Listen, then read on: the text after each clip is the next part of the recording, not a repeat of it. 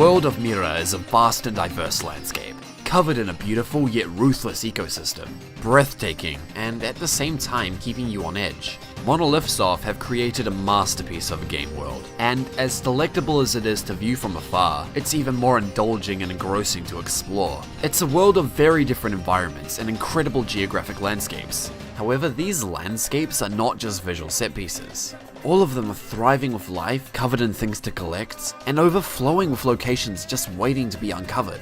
There's this unquenchable desire to explore this vast world, whether it be for the satisfaction of discovery or to just reach the highest point possible. Both of these to me were some of the most satisfying experiences the game had to offer. Whether it be searching far and wide for a way to the highest cliff or uncovering a whole new area I didn't even know existed, being probably the most notable factor from Xenoblade Chronicles X, Mira was without a doubt my favorite part of this game, and I can imagine it's the same for many others who experienced it. The magic within this game I truly believe comes from Mira, the world within Xenoblade Chronicles X.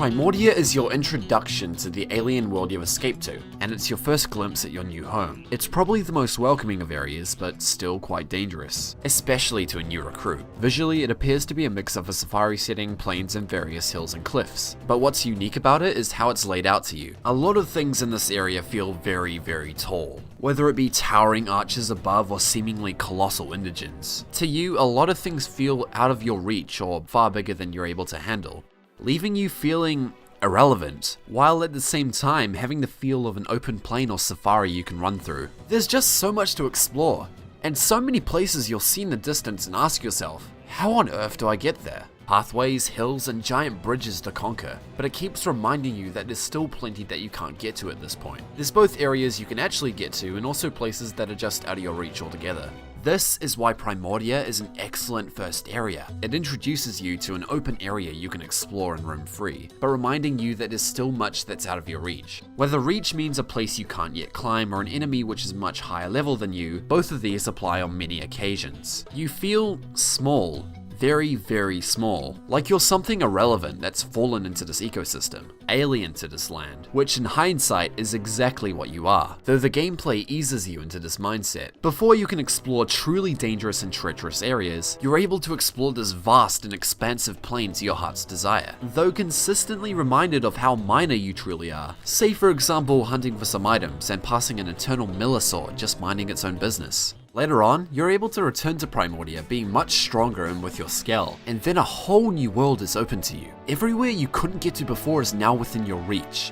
This is something that's used all throughout Xenoblade Chronicles X, which Primordia sets up perfectly.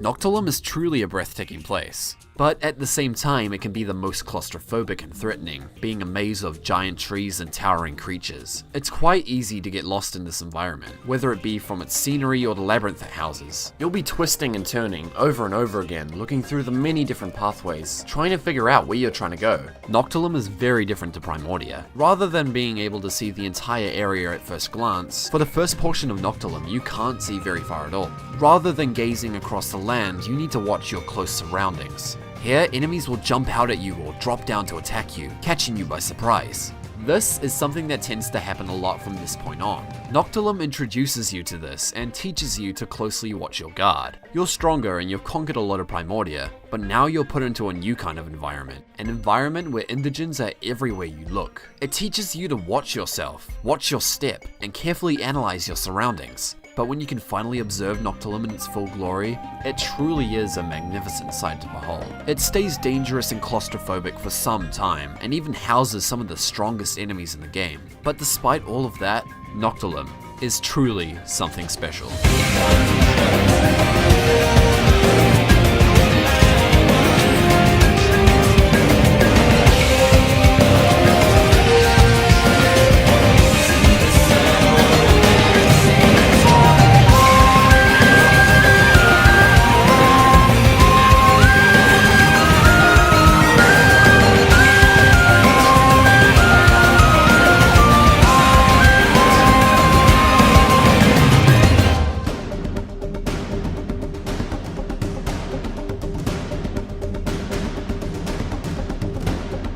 Oblivia is a true metaphor for how grand and vast Mira is. A scorched canyon filled with life, geographical wonders, and menacing weather. Sand, dust, dirt, and rock spreading as far as the eye can see. It's a true representation of how massive this world is, whether it's the bottomless canyons or the gigantic alien structures that spread across the sky. Oblivia speaks vastness. And of course, with an area like this comes the thrill and drive of exploration. The need to explore and discover every inch of this land is never stronger than in Oblivia. This feeling is used to its full extent.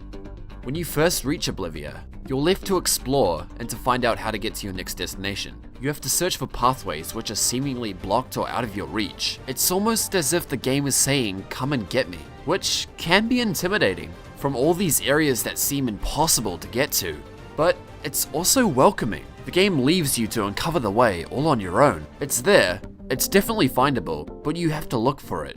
You have to explore. Though there's an extra layer to this exploration, which is Oblivia's wildlife. There are many strong creatures that live here, some being a bit stronger than you, and others seeming unbeatable or even invincible to you. Enemies like these will often stand in your way. You're not nearly strong enough to take them head on, so you really have to explore every possible opening to get to your destination, whether it be sneaking by or making a break for it. This makes the exploration tense, but at the same time exciting. It can be frustrating, but never enough to put you off. You're a good way into the game now, and Oblivia is treating you that way.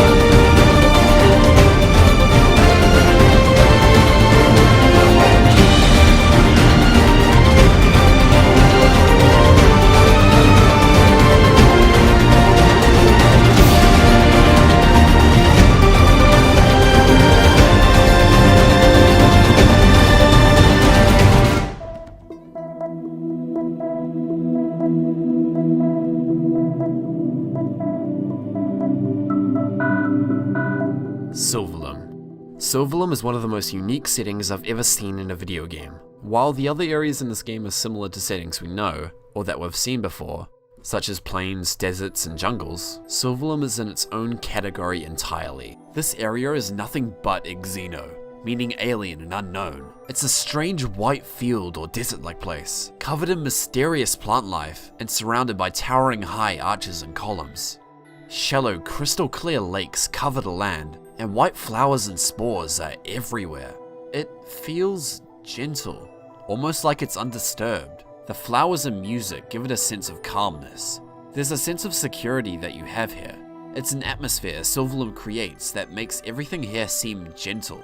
It seems peaceful, yes, but this is simply a misconception it makes you feel, because Sylvanum is one of the most, if not the most, dangerous place in this game. The enemies that live here are very strong. It's where the game begins to get truly challenging. Sylvanum is a new kind of environment you have to adapt to. Huge spore storms frequently occur, which block your vision and leave you isolated. Exodoms patrol and will attack your skull mercilessly, rendering your skull almost useless when you explore this environment. Sylvanum appears gentle, but to you it's a ferocious place to explore.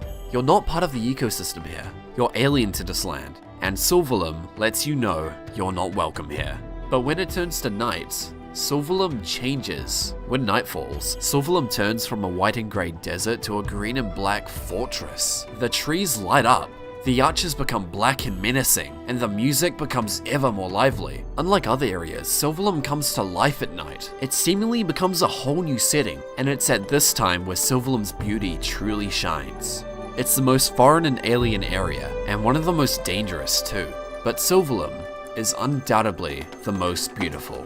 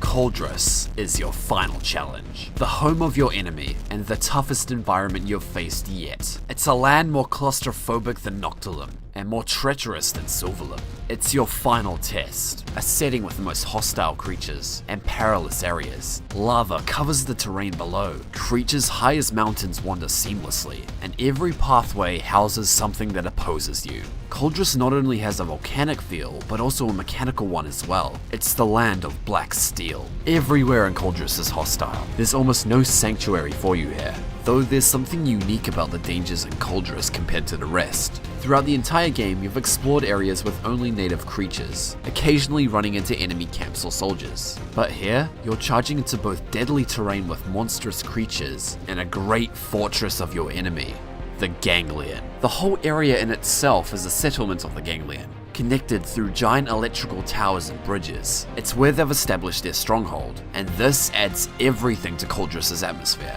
Enemy scales watch everywhere in the sky, meaning you're almost guaranteed to be spotted while flying through Koldrus. The music also adds a strong addition to Koldrus' tone.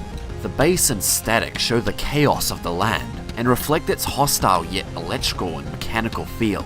All of these contribute to the atmosphere within Koldrus. It's menacing within every regard. Its weather, its enemies, its environment, its terrain.